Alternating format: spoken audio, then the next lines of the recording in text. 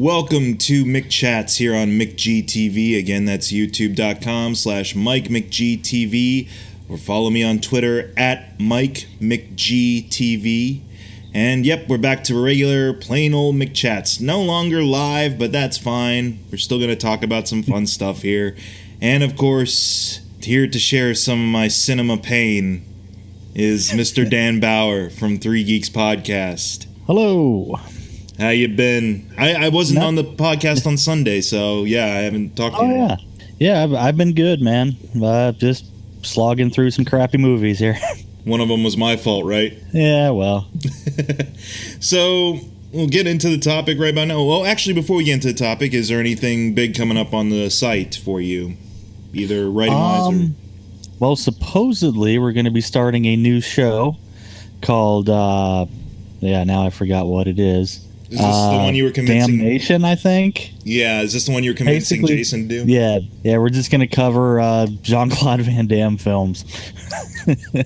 Apart from that, Animaniacs should be back on schedule this week, I hope, and just more of the regular goodness. So you can check all that out over at youtube.com/3geeksnetwork or 3geeks.ninja for the written reviews and editorials, or follow them on Twitter at 3geekspodcast. But here we are, hopefully to have a very energetic conversation as much as we can about this particular movie, because after last McChats with Dan, where we were talking about Ichi the Killer, at the end of that one, we got to talking about, I got to find a movie that can really rub Dan the wrong way, so to speak. I wasn't necessarily looking for something like he would hate and I would love. It was more like, I have yet to see Dan get upset at a film yet. I've seen Dan get kind of depressed because of something like Wired, but nothing really kind of irritating on that front, or something that could annoy him maybe. So I made a couple of suggestions, and one of them that came up was actually a movie that I did a 5-minute review of in one of my video logs a couple months ago, called The Veil.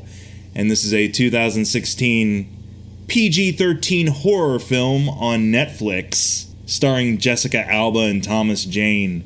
And, I definitely think it's one of the worst of 2016 that I've witnessed. But let's turn it over to Dan. Dan, could you regale a little bit of what this movie is about? I shall indeed regale you of it. Although I think you're going to be disappointed. This didn't bother me as much as I think you thought it would. Ah, damn it! The more I think about it, and you've brought this on yourself, kind of, because you brought to me the never-ending radical dude idea of film criticism, which is how do you make it better. Oh God! And, you win this round, Baugher. A brief synopsis. This, I guess, 20-something now goes back with the film crew to this just forsaken plot of land where years ago this evil reverend guy who's based on Jim Jones kills off all of his guys, all of his followers, and she was the only one left, and she's now famous as the girl who lived, kind of like Harry Potter. I knew that was coming. Depressing. I knew that reference was going to show up. She's the girl who lived. Except she doesn't get the cool lightning bolt birthmark. No, there's no badass scar or anything. She just takes a whole lot of Prozac, I think. That's magical. So they show up at this place, and apparently nobody bothered to like search the entire grounds because there's the dead body of her mother just hanging out in the old, I think, infirmary building. Yep. And strange, not very scary hijinks ensue. And not only do they ensue in the real world, but they ensue on really high quality old VHS tapes that have just been sitting around for 20 years. And actually, that didn't bother me as much as one thing in this. What's that? The footage, the news footage was from CNN, but it supposedly happened in 1985. Yeah. CNN didn't come around until like what, 92, 93? I would want to say, late 80s at best, I'd want to say. That just bugged me. I don't know why that did and not the VHS tapes, but I found that odd. Yeah, because I don't know. They never really... Did they ever really give an actual date? Because I'm looking at kind of the synopsis here online, and it just says 25 years 85. Later. Yeah. If it's supposed to kind of line up, I mean, around that That's time... what I have written down, but I don't remember that, so... Yeah. The actual Jonestown Massacre, that was late 70s, right? Yeah. So... I guess for the sake, they don't want to be too close to that date, I guess. Because God knows. Not in South America either, so. Right. To kind of kick off a little bit more discussion on this movie, were you familiar with Jim Jones, Jonestown, or even some of the media that surrounded that particular tragedy? Yeah, and it's horrifying. Yeah. Yeah, it's a thorough... if you thought Wired was depressing, holy shit. Yeah, if you find there's a documentary that went out and talked to a lot of the survivors, and yeah, that is frightening and horribly depressing. Yeah, I have a feeling like this actual story has never really gotten they're gonna get around to it eventually, a proper, like, authentic kind of based on the true story, as close to the reality of it as they can get, because there have been exaggerated versions, I know, like there's a miniseries. They've made, like, you know, the exploitation ones, like they did for, like, the Manson murders and all of that. Right. It's like, look at Jim Jones, revel in his fear, you know. But yeah, like, and I've seen Guyana. I've seen that film. Yeah. I forget what the subtitle for that was, but I just remember it as Guyana. And basically what that is like, yeah, that's comedic compared to the actual footage that is archived of this horrific event. But then you got something like this that I guess takes influence from it. Very much so. I mean, this definitely takes some of the Jim Jones cult. It makes it weird. Like you see the video of Thomas Jane as Jim Jacobs, because and like he's got all these metaphysical magic with a K things going on about how he's taken the nails out of the human form so your soul can live, and that actually I think is the best part of the film. If they had just made a film of that, I would have been a lot more happy with this. If Jonestown was just dedicated to recreating the plot from Flatliners? Kind of. I mean, because at least Flatliners was a good movie. Yeah. I mean, if you're going to make me go that far. No, I mean, Thomas Jane's character, I mean, it's supposed to be Jim Jones, but he comes off more like Dennis Hopper from Texas Chainsaw Massacre 2, and Jim Morrison decided to make a religion. Yeah, I was getting kind of a Morrison vibe off of him when I was watching him.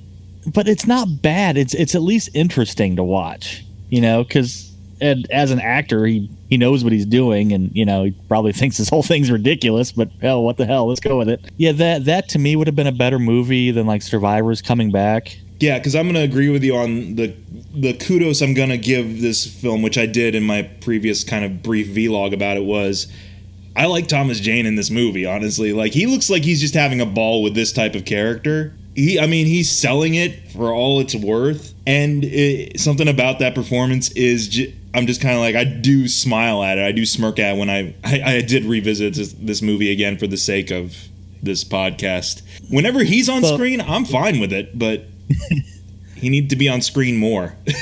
Like, his whole role is like ridiculous, but he's not blowing it off. He just like jumps into it. There's not one scene that I would point at and just go acting, Right. I mean, he's just like, well, let's just go with it, and balls out, plays a weird cult leader guy, Jim Morrison man. Well, he seems like the only one who is giving a shit in this movie. Yeah, that's another thing. Like, the sets are nice. I mean, they're all creepy and really well done. The sound production is nice. The score is meaty and undertone spooky. But like the cast and crew, I don't think most of them just gives a shit. Jessica Alba just kind of wanders around like she's unhappy to not be sleeping right now. my most telling, I think to me part of it, and I might be right, I might be wrong, but when they find the body of, I think, the camera guy or whatever, and it's got the body in the foreground of the shot, and then everybody else is just spaced out in a semicircle talking about it. Yeah, I remember. And that is like one of the laziest shots I think you can do. It's just like let's pretend it's a stage production so we don't have to move the camera. You see everything, audience? Good. Yeah. There you go. And we're not going to do any close-ups or anything. This is what you get. It's a Blumhouse production, so, yeah. Jason Blum's all about kind of those, whatever you got to do, whatever we can do to really skimp on the money on this. You look back and you see what like Hammer or like Roger Corman did, and it still seems like they put a bit more effort into their production. Yeah, production and actors and things like that. People with those particular projects gave a shit, even if the premise was ridiculous. And that's the thing. I have nothing against the actual, like you said, the premise of this cult leader experimenting with traveling into the afterlife or whatever. And like I said, recreating Flatliners. I like Flatliners too. It's like if they would have stuck to that plot for the majority of the film, I would have been cool with that, honestly, and not have to deal with like you mentioned, let's revisit this place 25 years later, because that's where it just sucked the life out of me, the way it sucked the life out of a lot of the crew members. But they don't let the suspense build. No. It's just one jump scare after another one. If I really I was split. Like I didn't want the jump scares to continue. Right. But I also kind of wanted to see Zombie Mom walking around knocking off everybody. Here's the thing, it doesn't earn any suspense, and that's my big thing about horror, especially, is if it's just gonna be constant, like either loud banging noises or smash zooms to something gross or something that could be creepy in a different context, but you don't want me to wait for it. You're just like, no, show it to him now to freak him out, impulsively. Like that gets on my nerves quite a bit. Like, to the point where when I got a sense of, okay, this is where they're going. When the first dude, what's his name? That one asshole from Veep gets possessed, essentially. He's the first man down. That really smug camera guy or whatever. Okay, yeah. Like, he's the first man down, and, I remember one of the smash cuts was, to him just looking leery. That's it. And I'm like, really? I'm supposed to be terrified of this guy? Look at him. He's hilarious. Yeah, for starters, has there ever been a horror movie you've seen that Jessica Alba has been a very relatable and believable lead in? I don't think there's a movie I've seen where Jessica Alba is a relatable lead in. I don't want to. I mean, I don't. This isn't going to turn into an Alba bashing thing. I'm sure she's a wonderful human being and a nice person. Acting wise, I mean, there's been a couple of things probably on the comedy side of stuff that she's been okay in, but that's just because it's more like jokes are at her expense, maybe. And I think she can't play her klutzy. Credit, like I've only seen this and the remake of The Eye. Probably something else, but I don't remember what. Wasn't she in that? She was in. Now we're getting a little off topic, but whatever. She was in that one with Hayden Christensen. The one about was she like his wife in that one where he's like awake during surgery and it's like he's been anesthetized, but it wasn't successful. He wasn't knocked out, so he's like awake to feel everything. I don't remember. I don't remember watching that actually. Oh, that was just me then. Awake. That's what it's called. Hold on. I'm looking up her filmography now to see. I just got it. Sin City. There you go. Yeah, Sin City. You liked her in Sin City. Okay. Yes, I did. Okay, so yeah, she's fine. But again, not 15 minutes in there. Yeah, 15 minutes, not the lead, and not horror, mind you.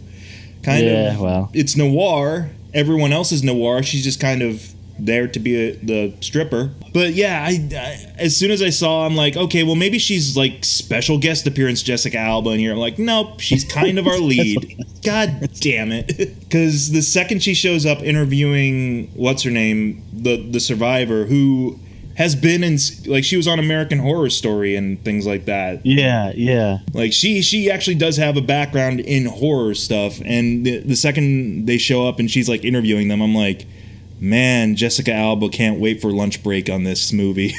You could just see it in her face. I kind of saw the main chick as like a discount Ally Larder. Yeah, I could definitely feel that a little bit. I mean, she was okay. I think her Lily Rabe is her name. Yeah.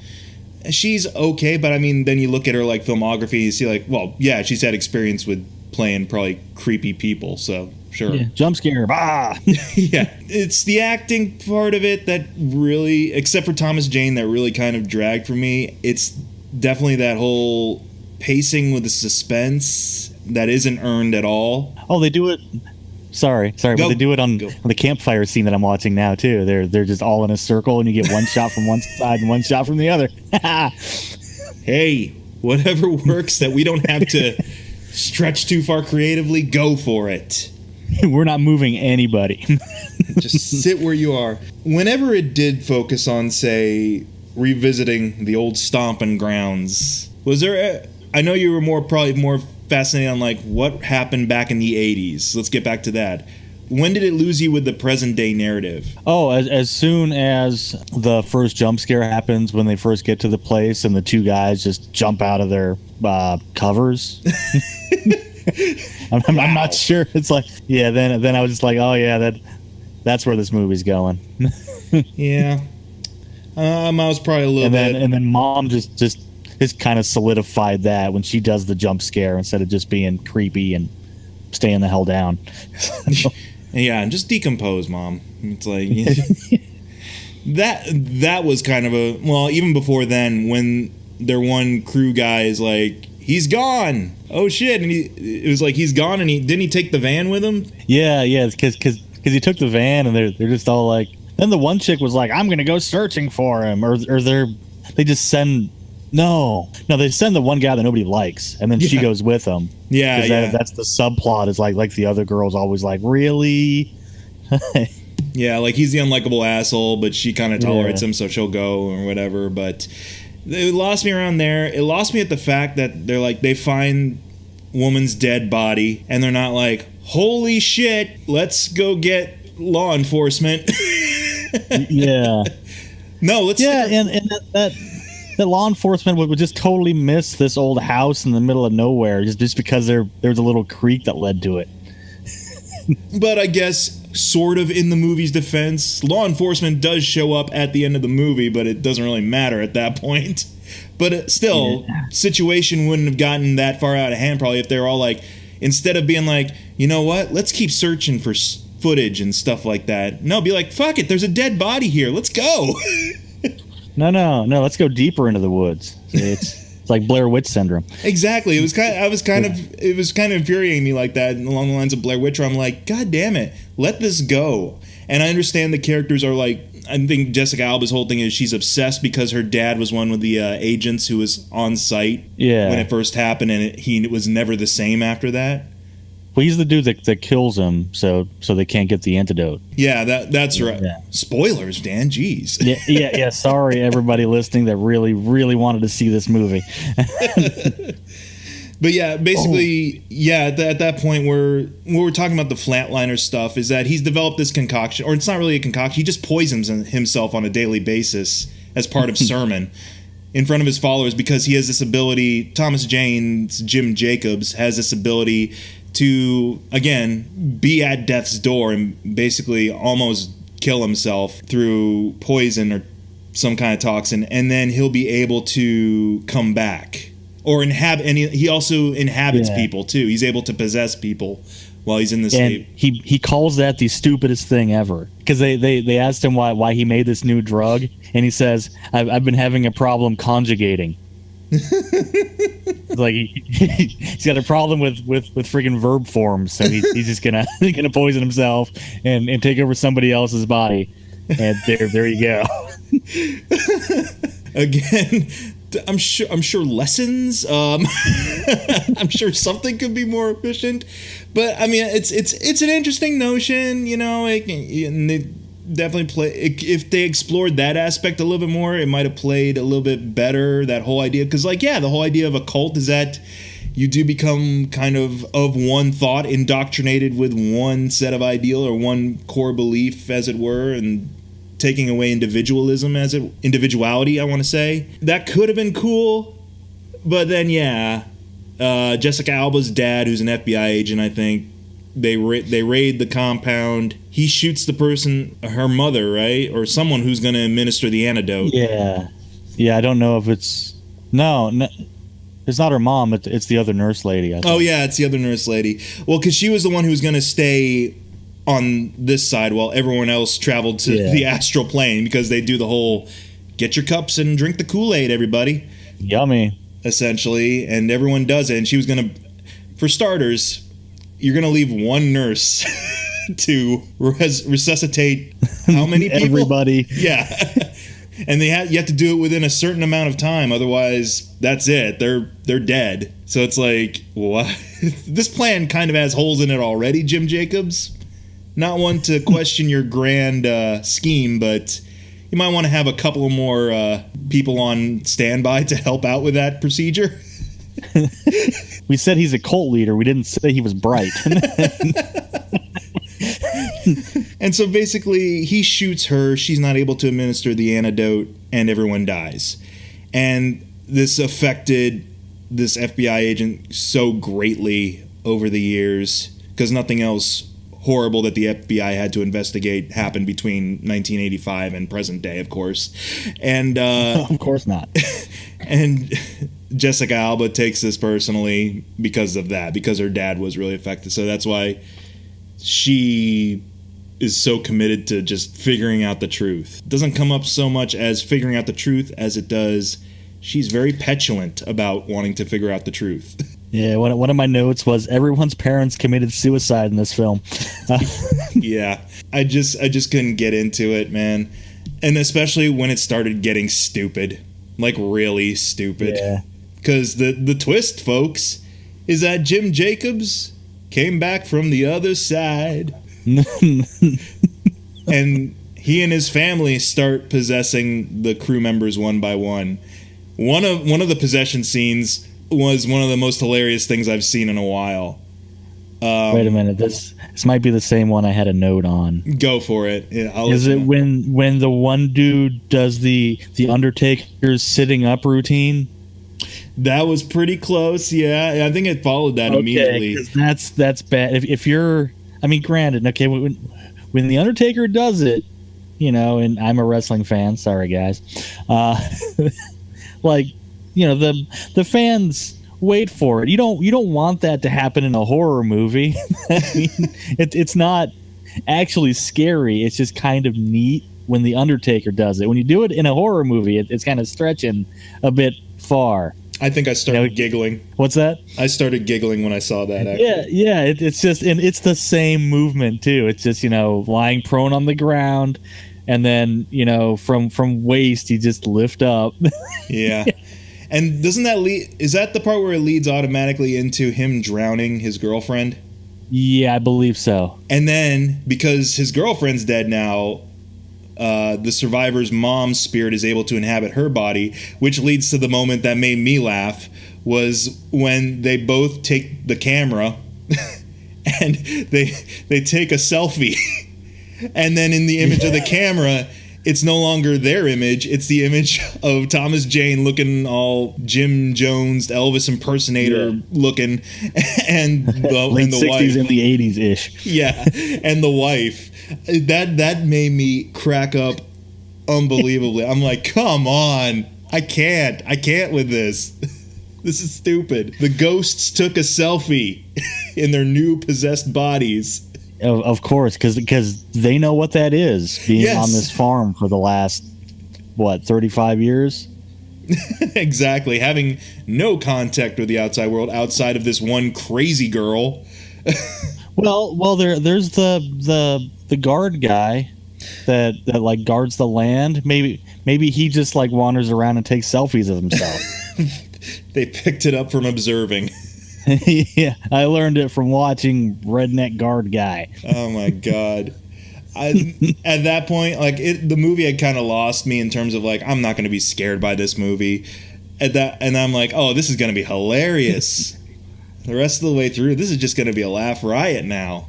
Because then it's pretty obvious who's possessed and who's not from that, even before then.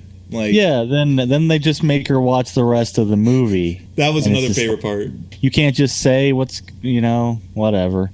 Because somebody had to be filming like when the cop shot him and everything, and it's amazing how many camera angles you can get with one camera using 8mm film. That's what I was mentioning before. It's like, man, for a bunch of just home movies, this is a really well edited piece of filmmaking. Yeah, like some dude, as the police raid was going on, like had to run around, grab all of the film out of like at least 8 different cameras and then splice them together, and edit it all and then get caught by the cops. This thought entered my mind as a serious excuse for the film. I mean, because when I first saw it, I'm like, yeah, that footage is way too slick to look like it's just home movie stuff. And then immediately my brain goes, maybe the ghosts, again, they've had a lot of free time on their hands. Maybe they That's what they mean by a ghost editor now. They painstakingly just splice together all these film reels and tapes on the off chance that someone's going to show up and watch them. Actually, those are in the same room as Mom's body. So what? She's got maybe like 4 days without food. Maybe she spliced them all together. Got nothing else to do. Yeah, your mind. You're slowly losing your mind, and she was handcuffed to the radiator, right? She was like handcuffed to the radiator or something, wasn't she? Yeah. But she still got one free hand. She just finishes it and like tosses it up on the shelf. She's the unsung Academy Award nomination for this year for editing. While chained to a radiator with one hand free and starving to death, in 4 days she was able to put together a pretty decent documentary. Yeah. Oh man. Yeah. Now what's on the rest of the films? Because they only watched maybe like 6 reels, but there were like at least 50 on there. Yeah. Well, sequel, I guess. Oh boy. It's gonna be like The Ring now, where the entire so here's the ending of the movie. Everyone, including Jessica Alba, gets possessed by a member of the family, and then the cops do show up, and they die. Right? They don't get possessed. Yeah. They get possessed too. Oh, in order to get possessed, you have to die in some way, shape, or form. So they get killed, then possessed, and then the family grows again, apparently, and that could be the sequel. They just take the show on the road. I don't know. I see the sequel of this being like, was it Sinister 2? Was that the one in the cornfield with the movies and the...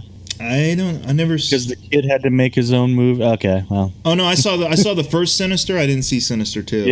Yeah. The first one was good. The second one just got ridiculous. There's just going to be like more movies. Maybe that's where like all of the horror movie like found footage film goes on that one shelf here. Yeah, that's probably... You want something really scary? Let me just show you this tape. Yeah. That doesn't matter which one it is. Doesn't matter. It's one of Jim Jacobs on the shitter. Yeah. Hi, I would like to talk to you about prunes today. Been having a problem conjugating lately. I can't with that excuse. God damn it. Nothing works out those vile toxins like a bit of fiber. Yeah. Have you eaten your oatmeal today? That movement was so good, I almost passed over to the other side just on my own. It was pearly gates and everything, not like the last time I visited. Oh boy. That's what it is. It's not poison to kill you. It's just a very, very strong laxative. Oh man. I guess I don't know. I guess I was kind of hoping you'd watch this film and kind of be like, well, that was shit. Oh, dude, I have a high tolerance for a lot of things now. That's the thing is like this is probably going to show up on my worst stuff of the year, but honestly, it's not going to be that high because I still did get some enjoyment out of how dumb it was. At least. I mean, it wouldn't take that much to fix it, so it would actually be kind of scary. That is the infuriating part. I feel a little bit is the fact that like that's what brings it down. It's not that it's a bad film; it's just more a badly shot and acted film. The focus is entirely the wrong place. Yeah, and I'm not sure how much of it is the director, who basically just apparently follows you two around and makes their videos and makes documentaries of them. Well, let's see. I'm trying to see what else he's done. He did Gridiron Gang in 2006. He wrote and directed Entropy in 1999. He did the here's how Thomas Jane figures into it. He did the Punisher short film that's on YouTube called Dirty Laundry. It's actually a pretty good short film. I like that one, yeah. It's more of a Punisher movie than the Thomas Jane Punisher movie. Yeah, which isn't saying much. So, but, really high bar you gotta leap over there. But. And he did a bunch of YouTube videos. So in the 80s. Yeah, he did the videos and he did Rattle and Hum. Yeah, which I guess is just swinging around on a giant camera seat. But I guess it's just this was written by Robert Ben Garrett from Reno 911, Jr. from Reno 911. Really? Yeah. Oh, geez. Well, I was going to say I don't know how much of this was the actors and the director's fault and how much was what was the script, but it's pretty funny, so I'll give him that. At this point, I don't know. This may have been like a botched attempt at a comedy. If he's going for comedy, man, it's like fine, spot on, I guess, but I don't think that's the intention. Oh. Yeah, but I mean, you wouldn't have to change that much to actually have an effective film here. Yeah, you take out all the jump scares, you either make them act a little bit, more serious, both actors and script, and you have more, freaky Thomas Jane. I mean, here would be my proposal for it is like take the whole revisiting the scene of the crime part of it out. Take that camera crew out of it. Follow. I mean, yeah, sure. People would accuse them eventually of lifting from stuff like Flatliners. But I'm like, fine. If it works, it works. Because honestly, that's what I was thinking. Whenever Jane shows up in here, I'm like, I'm much more interested in following, this character around. Like, let's just see them. Let's see them in the process of going through these steps to, break on through to the other side. Again, the Doors references. Yep, there we go.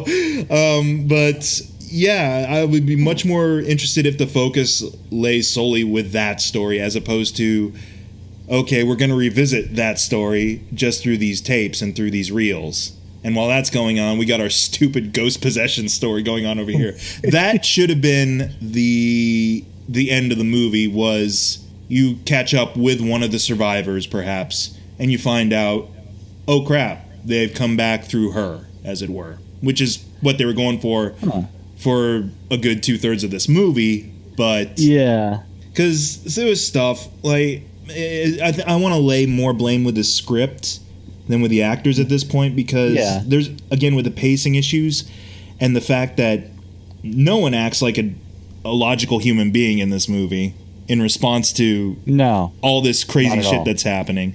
Which I know in a horror movie you have to kind of be like, oh, otherwise the movie's over. But I'm like, yeah, but at the same time, you don't want to be stuck with people who seem to be purposefully doing stupid stuff for this. Yeah. For the sake of just prolonging an experience. But it doesn't have to be over, though. I mean, they could try and go and get the cops, and then they realize that, the entire small town they're in is actually been possessed by the cult, because that's already happened. And then they go. There's. And then they go to the one church that's run by Leonore Gielgud, and then there's people being turned into trees, and Jessica Alba gets to go, oh my God! And then we find out that the town's name was Nilbog the entire time. Yeah, and then Mark Wahlberg can like wander around and be like, "What? No! Why I in my lemon drink?" Oh man.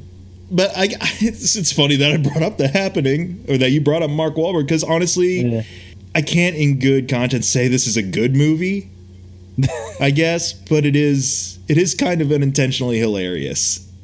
Yeah, I mean, that's my problem with most of crap, I've been calling him Smiley Man so long I forget how to pronounce his name. Shyamalan?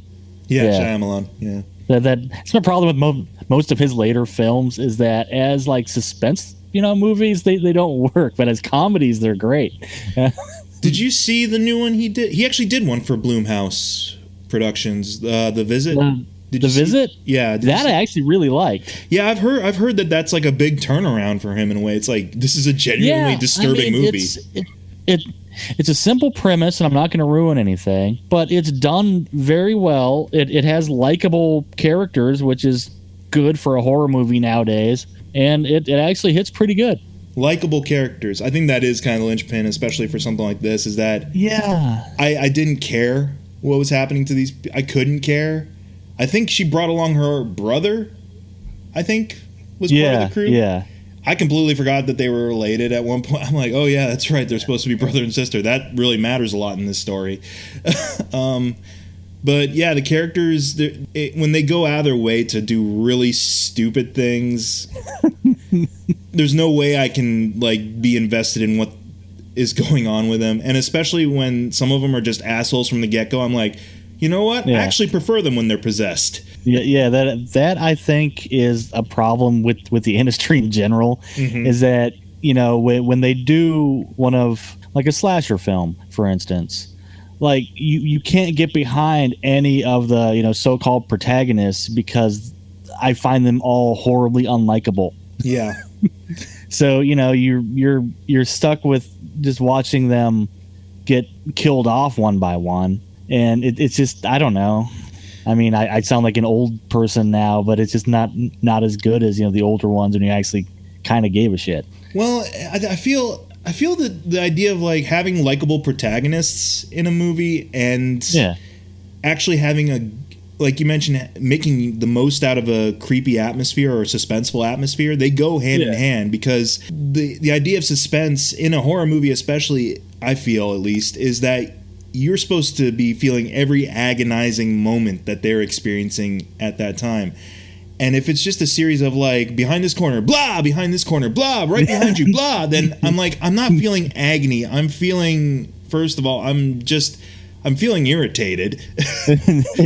Like, I have a feeling if that ever happened to me in real life, like, I don't know if you'd ever, I'm going into other movies, but I don't know if you ever saw this movie, Grave Encounters. I think so. It's like a Canadian found footage movie, and they basically spend the whole movie in an insane asylum that's been shut down. Yeah, I did. And all it's comprised of is turn this corner, there's a dude with black voids for eyes and spewing blood and coming towards you. Turn this corner, someone gets pulled into a tub. Turn this corner, this lady's face is distorted. That's all it is.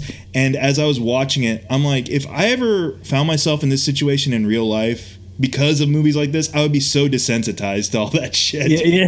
Like, oh, you got no eyes. Bad for you. Part of me would be like, oh, okay, I know this is going to hurt, but god damn, that was irritating. And that was part of it in this film. Yeah, fair enough. I mean, after the first two jump scares, I just didn't care in this one. Yeah, I immediately declined in investment as soon as it was like, oh, we're gonna be startled by everything that happens now. Yeah. Okay. No, the converse to your argument, and I just thought of this because I was thinking about old slasher films. Remember the dude in the wheelchair, and I think Friday the 13th Part 3 or 2? I want to say that's part. Was that part 2? It's one of the earlier ones. I think it's 2. Yeah, because everybody else goes out to the bar and stuff, but a couple of them stick around. Yeah, I think that is part. I want to say that is part 2, because part 3 was they all pretty much kept close to the cabin. Yeah. and so forth. And what's his name got shot with even a harpoon. if you don't feel like everything he's going through because you're desensitized, it still works in another way because dude's in a wheelchair and you're supposed to feel sorry for him because it's Hollywood and he's in a wheelchair and he's just about to get laid. Not being me, but I figured that might be a harder thing to do. Mm-hmm. And then he just gets killed and kicked down a bunch of stairs. And even if you're so desensitized that it's like, oh man, that's a nasty slasher kill, you still feel kind of bad for the guy. That's what's missing in these kind of films. Yeah, it's like, which is funny because at the time when stuff like Friday the 13th and everything came out, all the critics were naysaying like, oh, it's just blood and guts. I'm like, you know what? And when you look back upon those movies, it's like there is actually a lot of pretty decent characters, at least embedded throughout those movies, and at least they have actors who are charismatic enough to carry those performances. You see him for 10 minutes, but at least you remember him. I mean, Kevin Bacon is blink and you'll miss Kevin Bacon in the first one, right? But at least you enjoy the time you spent with his character in that one. And the one kind of chubby prankster kid and the Johnny Depp in Nightmare. It's like or Back to the Future dad. Crispin Glover. That was was that 4? They blend together for me so much sometimes. I think that's 4. That was 4 because that was promised as being the last one. With the one hot chick and the twins. Okay. But he's supposed to be like the funny, it's what Cabin in the Woods was kind of playing the trope on. It's like the funny kind of comic relief friend, as it were. Yeah. The nerd but or the now virgin. It all seems like Valentine over and over again for me. Oh my God. And that even has Angel in it. So. Yeah. Was that the one we should have visited, maybe? Yeah. I mean, I don't know. I can definitely get a laugh out of it. Yeah. Well, I mean, you need to show me something that's so bland that I'll just stare at it for an hour and a half. Well, we mentioned kind of a more current movie, Blair Witch. I'm going to give Blair Witch Blair Witch Project. It is a product at this point. I'm going to give Blair Witch Project modicum of respect in the fact that before they lose the map and before everyone starts losing their shit, I was actually kind of okay with the characters just kind of farting around with each other. Yeah, I mean, I don't dislike the Blair Witch Project. I actually thought it was a pretty decent flick. Mm-hmm. I mean, you got to realize that this, if not the first, was the the big start of found footage flicks. Yeah. So it's gonna. I mean, and people have been shouting other people's names while holding a camera now for how many years? Yeah. So apparently it got something right. Now, it doesn't stand up to subsequent viewings. I don't feel like I'm kind of over it at this point. But the first time I saw it, I was invested because, like you were saying, those scares were kind of earned because I had grown to kind of get what these characters were about in the beginning, at least. Like they were normal people in the beginning. There wasn't this overshadowing of dull backstory behind any of them. They were just people. And so it wasn't until they're in the woods and everyone apparently is bipolar all of a sudden that I was like, okay, let's get to the witch. I hate you. Yeah. Mike in that now we're going on whatever, let's just talk about whatever now, because Mike in that movie infuriates me the most because he's the one who is the poutiest whiniest bitch out of those 3 people, and then it turns out he's the one who's like, I kicked the fucking map into the river yesterday, I just kicked that fucker. I'm just like, this is all your fault, asshole. You have no right to complain. Is it really that hard to get out of the woods? I guess. I mean, I come from, a predominantly, town out in the sticks. I never got lost in the woods. If the entire town of Burkittsville just decided, let's fuck with these 3 and uproot the entire community 10 miles down the road. I mean, the woods are all ants and they're just moving around. Now, I haven't seen the new Blair Witch yet. Have you? I have not. I would love if that turns out to be the twist. That it's not so much that there's human sacrifice or anything going on, but that every once in a while, the town gets bored. So when people or tourists come in and they're fascinated with the Blair Witch, they're like, okay, they're going to be camping out there tonight. Everyone get the convoys ready.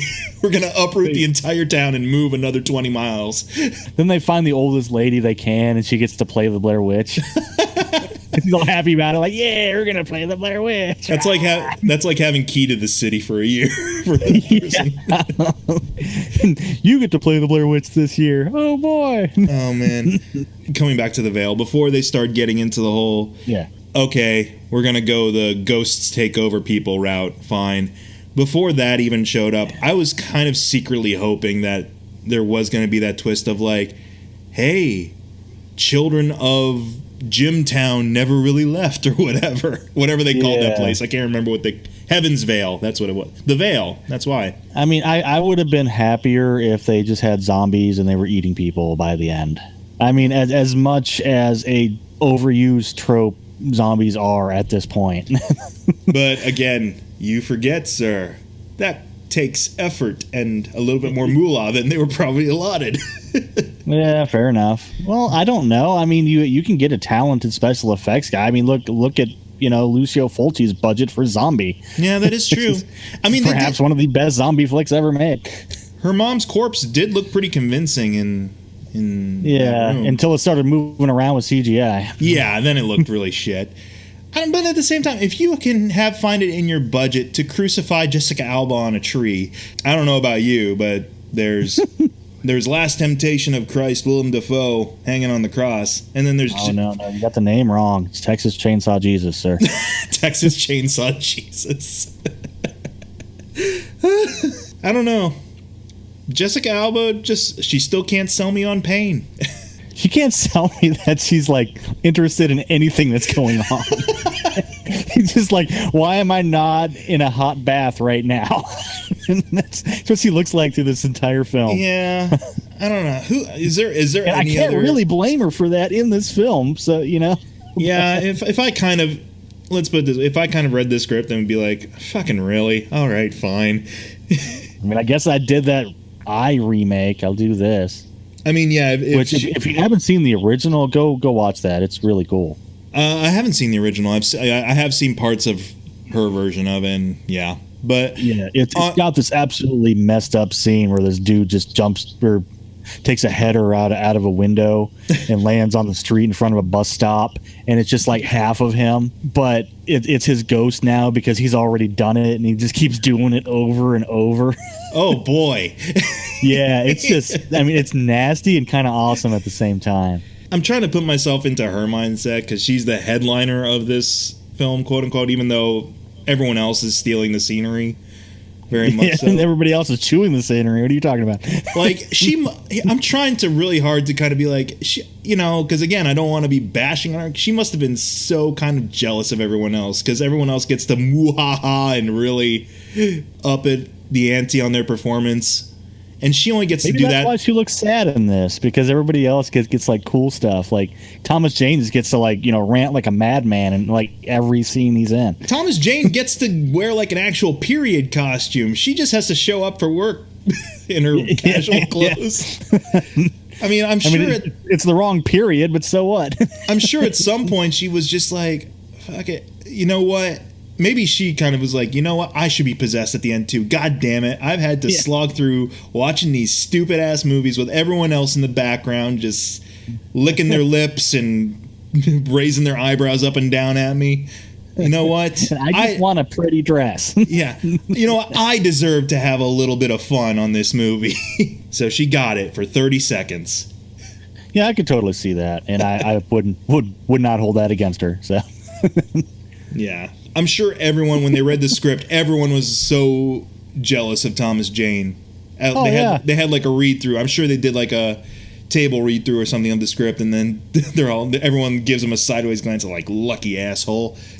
Oh, dude, I would have so taken that part. I don't know what the hell I'm doing, but it makes me like rant like an idiot for a while. Sure.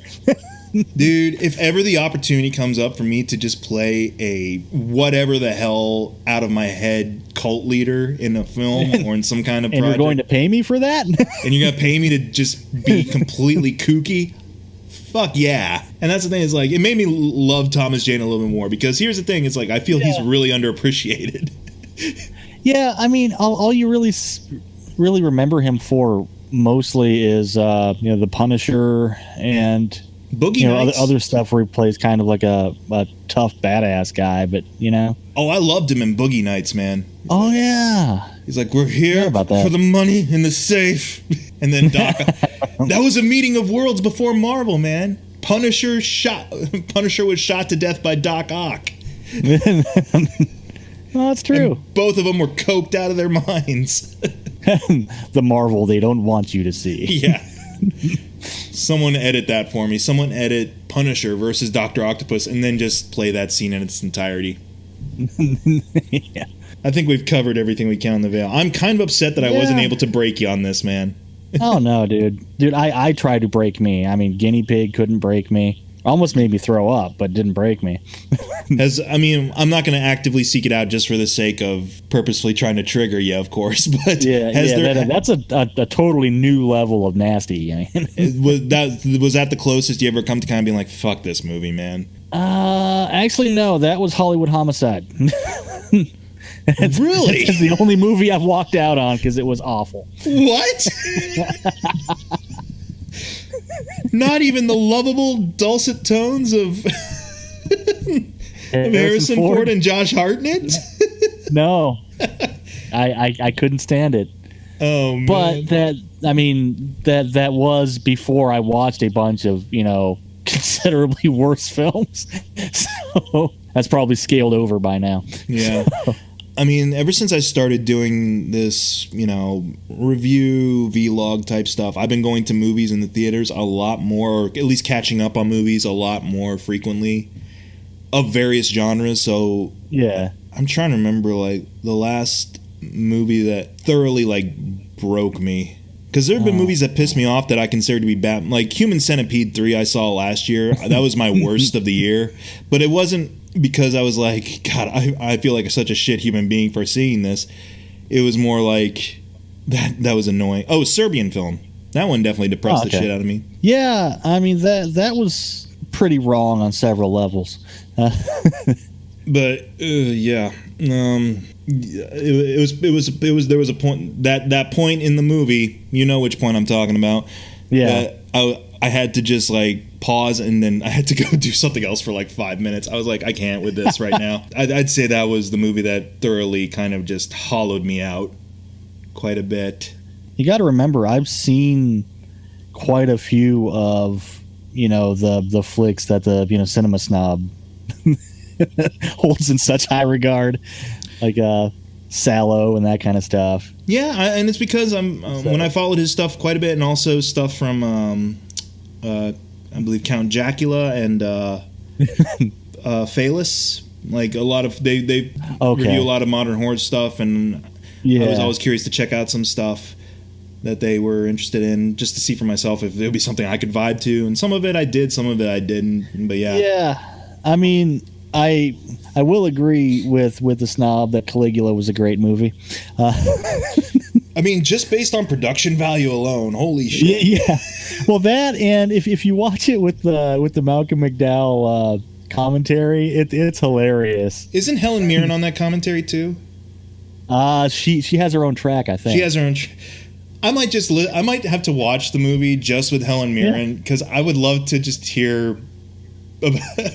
not even having to deal with like her scenes. Like, okay, she's like, oh yes, this is where I had to do the dance for the horse and everything like that. But no, just to see does she provide commentary over the complete edition?